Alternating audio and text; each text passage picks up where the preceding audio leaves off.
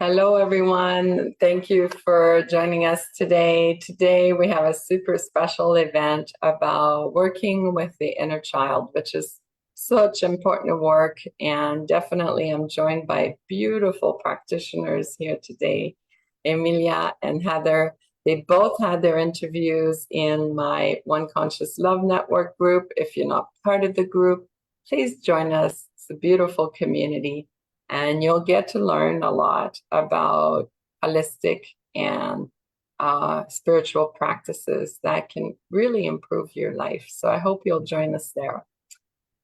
Today, we're going to talk about how to recognize what your inner child shows up at and in your journey. How does it show up and how does it stop you from doing things as an adult as well? And we're going to also demonstrate practices that help you work with your inner child. So Emilia and Heather are going to do that for us today.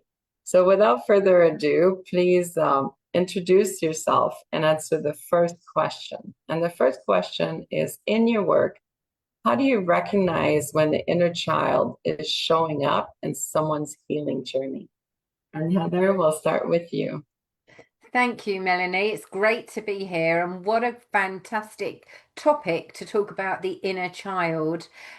Because inner child issues in relationships, especially, usually show up as unresolved childhood pain.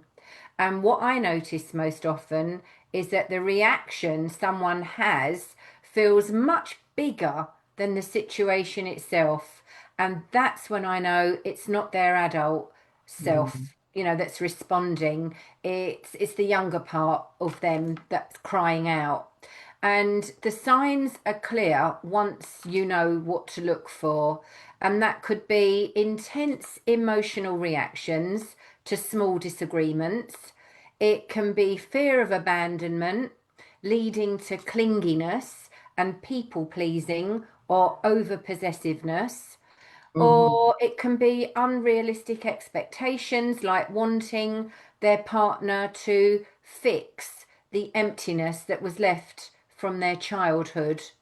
And as I've said, people pleasing and constantly seeking validation is a huge red flag with the inner child.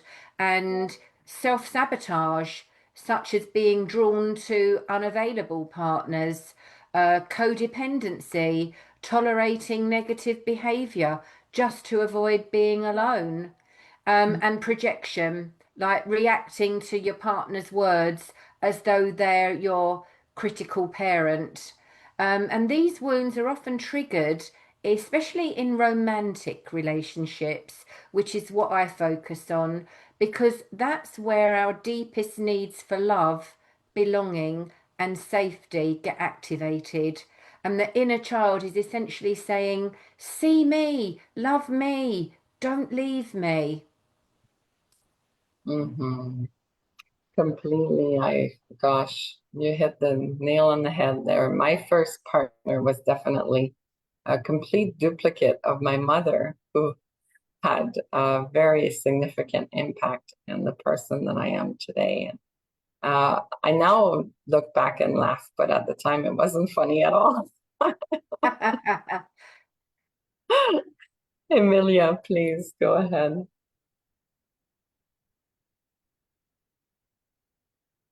We can't hear you, love.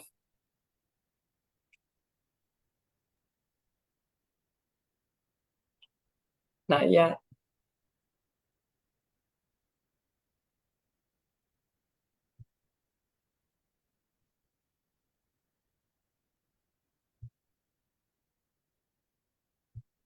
Take your time. No, no problem. You may have to leave the room and then come back in. Technology. It's good. It's keeping us all entertained. I know Zoom can be funny sometimes.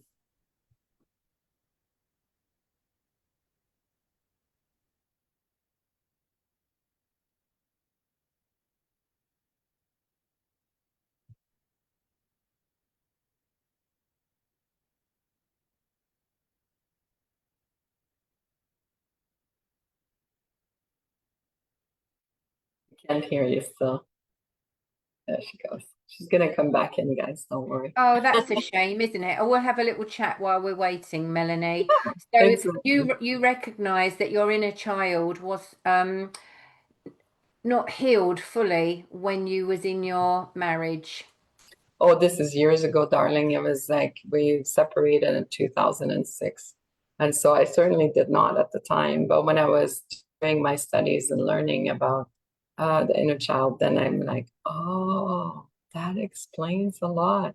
And thankfully, I was able to evolve and grow and completely break this pattern now. I hear you, Mama. Ah, hooray. Yes. Awesome. Wow, that scared me for a second. I was like, no, No, you're we're okay. about to have so much fun. Oh Yeah, man. please go ahead. Okay, cool. Well, first I wanted to say, Heather, I love what you're saying because it is just nail on the head, 100% true in all of the ways. I have a hypnotherapy practice, and so when I'm working with a client, the first thing we do in a hypnosis session is go into their childhood. We go straight into scenes of their childhood where, like, let's say they have procrastination or they're struggling with some behavioral issue that just keeps popping up and ruining everything for them. We go back to the moment that that started, and the subconscious knows. And it's always in one of those inner child moments where they just needed to feel loved or reassured and told that they are worthy and that it's okay to be going through this difficult time. And a lot of times the person that hurt them was the person they needed the most. Mhm. And the inner child's always there. It's just being able to recognize the behaviors and tendencies in a person's language and body language and reactions to figure out what their inner. Oh my God! Wow. Okay. Sorry. It's because I got up earlier trying to fix the Okay, sound. you're all good. Yeah, but it's about what their inner child is looking for and needing, and them figuring out how to communicate those needs in a way that they finally can feel safe and um, create safety for themselves. I read something the other day that made me laugh because it was just perfectly aligned for this, but it said, get full custody of your inner child," and I love that because like. We treat ourselves sometimes so often like we are the every other weekend parent of ourselves, Mhm. and we ignore ourselves and we ignore that soft essence of the inner child in us that needs so much love, and we somehow think we can get by without it.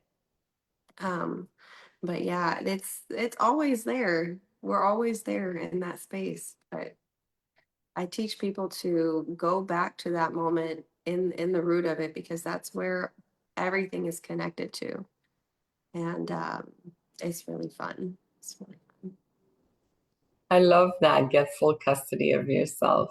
fun. Yeah. That's so smart. I might have to use that. Yeah, I love it. I love it. That's really good.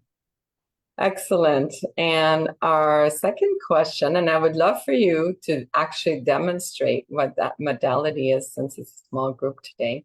So, what practice or modality do you use to support the inner child healing in your work, and why does it work? So, Heather, go ahead. Well, very similar to you, Emilia. You're a hypnotist and I'm a meditation teacher. So we both work quite similar in a way. It's holistic, it's mind, body, and soul, because talking about the pain isn't enough.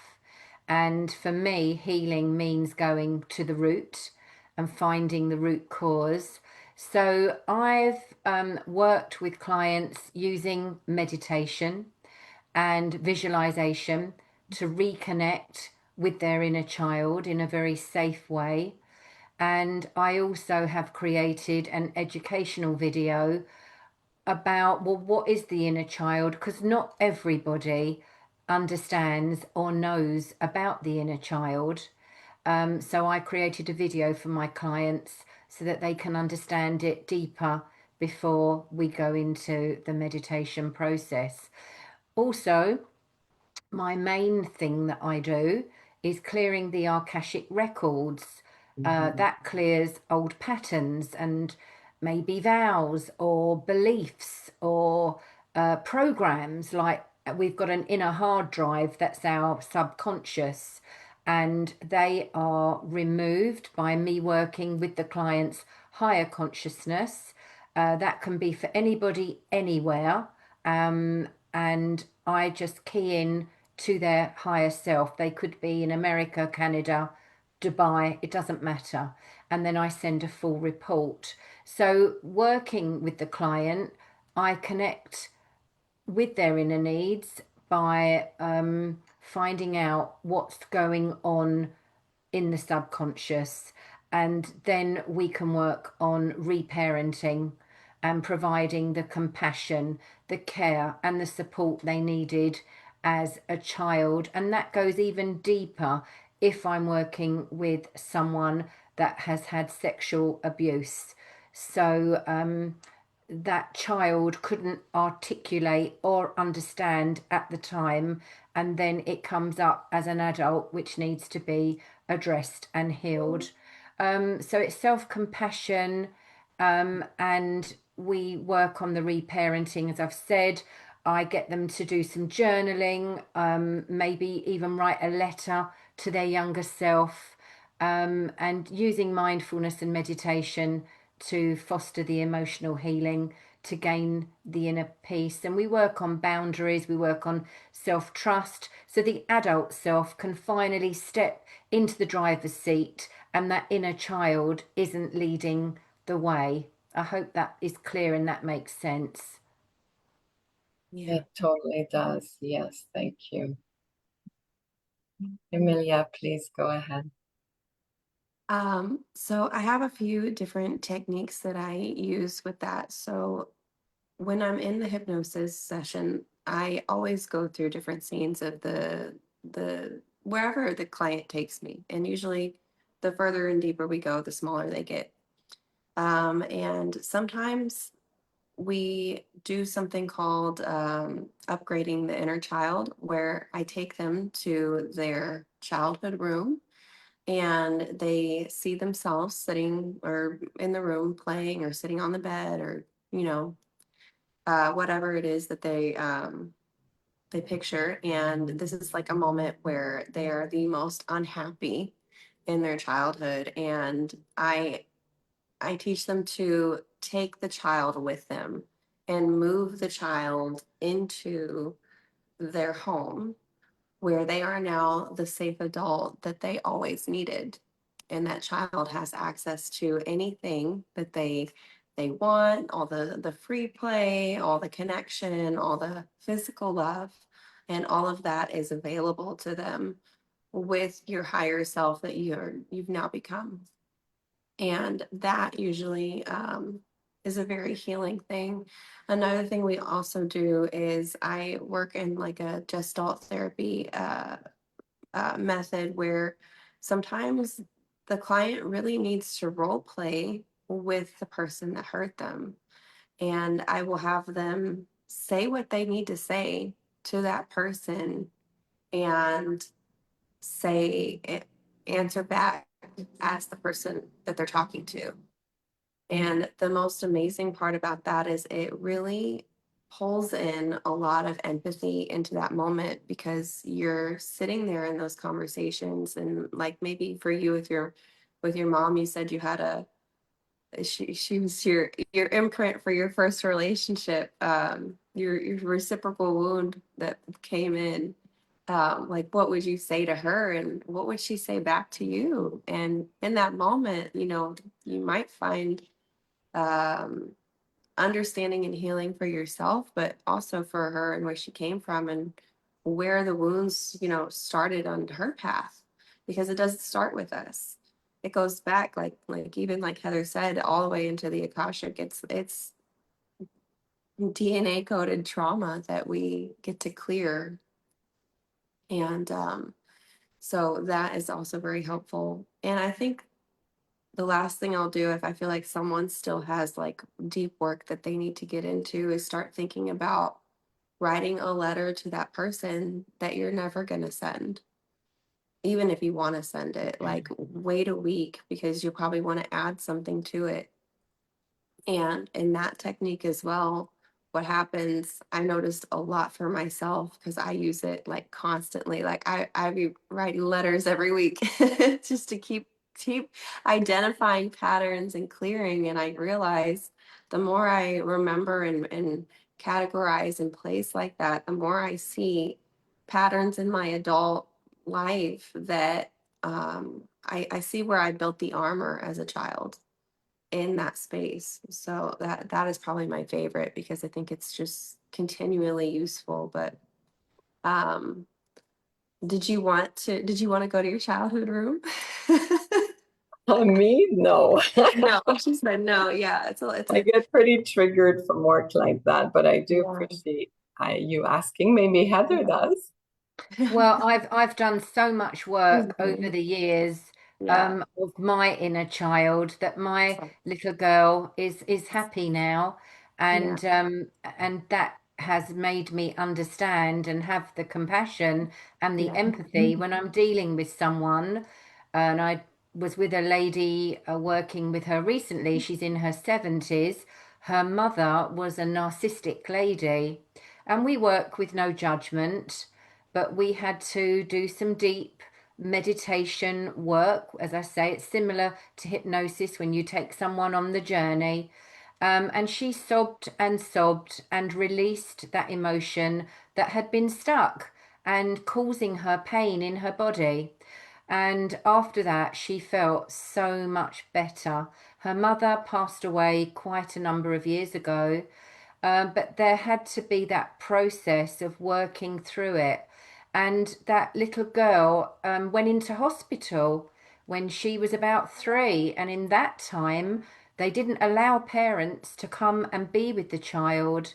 And that child felt abandoned. And when the parents visited, they were only allowed to stay a short time. And that memory stays with you your whole life. And that little girl needed to be healed. And I'm pleased to say that I was just one aspect of that healing for her. But yeah, it goes very deep and it's necessary. Yeah. It really is. It really is. Everything, all the beliefs about yourself are connected to those moments. Mhm. It builds the infrastructure of your inner voice, and on top of like what you believe about yourself, but also what people say about you and to you. Like if you have a parent that has a very critical and aggressive nature towards that child doesn't really even stop loving the parent. They just stop loving themselves. They stop holding space for themselves. They're too much, like they're over apologizing. You're uncomfortable in your own skin. It creates eating disorders. It goes so far into so many different. It's like a root cause, like an octopus head, and then there's all these tentacles in every area of your life imaginable, and connecting the dots to that is just like it's a puzzle piece of work. But once you get to the root cause of where that started in your inner child, the healing is just like is limitless. And it's like just it's really amazing to watch people transform and turn around through that because they deserve it. Absolutely. It Yeah. is really beautiful work. And I remember when I was studying psychology, that's when I started kind of peeling the onion, as we say. And Yeah. I was 18 at the time, you know? And it's funny because my sister also studied psychology, but for some reason never practiced on me. And so when I registered for school, it was like there was one professor that was really focused on inner child work. And it was like, oh goodness. But at the time, I just shut down even more and pushed it down even further. And so there's a lot just to be said about that gentleness and approach to it as well, and knowing that you're ready as well to do the work. Yeah. Yeah, I think a lot of people are fearful of maybe opening maybe what they consider a can of worms, and they don't want to go there, and they put it in a box and put the lid on it. And that's okay, no judgment again. But when someone's ready, well, as they say, when the pupil is ready, they'll find their teacher, they'll find the person that's going to take them forward. So if anybody's watching this and anything that either, Amelia or I or Melanie says, don't hesitate to reach out because everything's confidential. Yes, yes, I agree with that. And it is really important. I think that sometimes it's okay to be afraid to do the deeper work and face that because you're so used to functioning on autopilot, where you might think that your life will fall apart in the next in the next minute if you ever sat down with it. Like maybe you're in survival mode where you can't stop going and going and going because like you have family depending on you, you have bills to pay, you can't sit down and cry about some of this stuff. And it's okay to take it a little bit at a time, and it's okay to go at your own pace because you don't want to cause a crisis in your emotional state. You want to heal, and healing can be as easy as you actually want it to be. It can be as easy as small steps that are digestible for you. And so have compassion and grace for yourself because you deserve that. You need that. And you're not going to be able to function without that grace that you can give to yourself as well.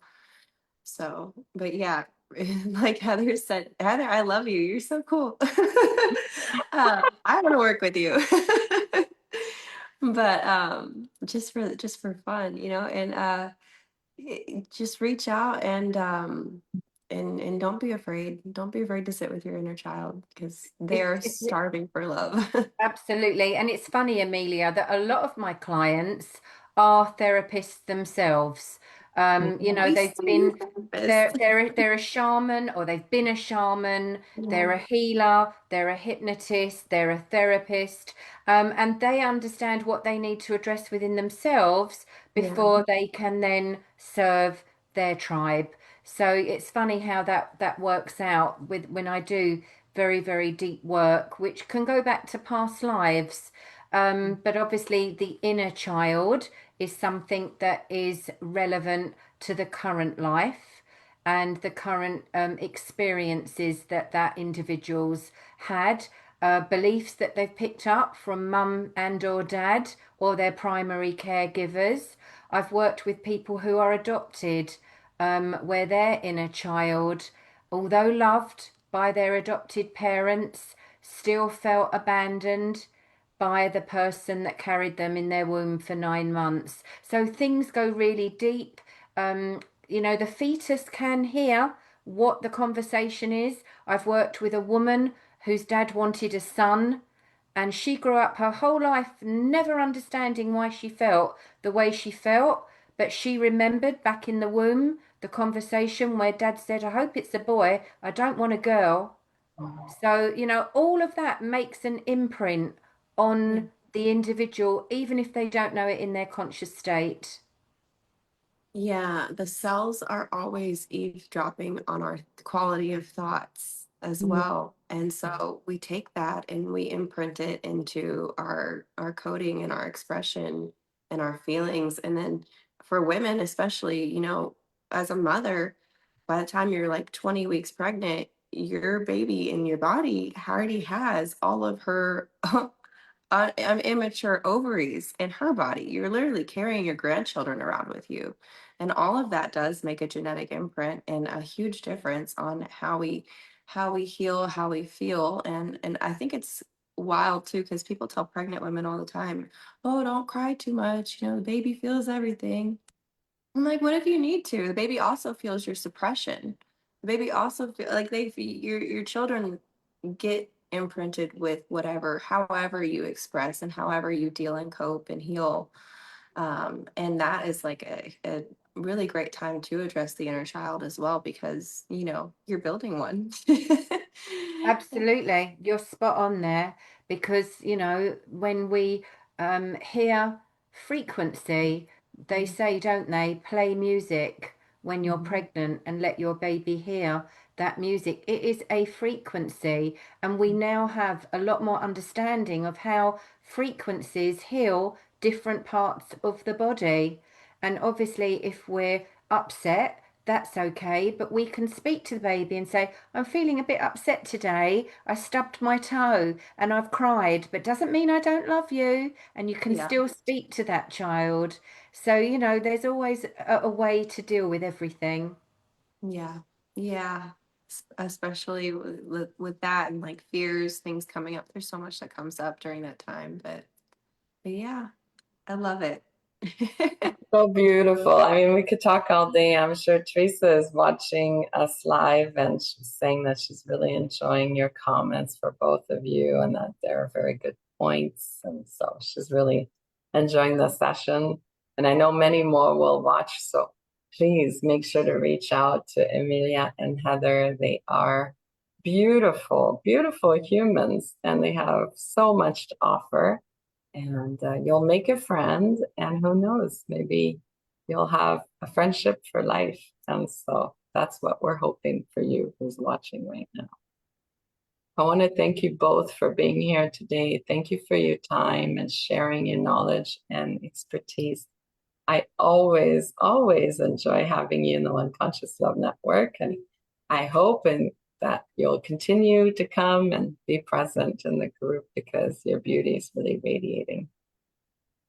And we honour you, Melanie. Thank you so much for the invite and for a great topic for many people that haven't really read or understood what it's all about. Thank you for having us. Thank you for inviting me into this. I love it. Awesome. Well, thank you everyone for watching. If you're not part of the One Conscious Love Network yet, please join us. I'm going to send the links in the comments, and I hope that you'll benefit from today's session and from future ones as well. Thank you so much. Bye, everyone.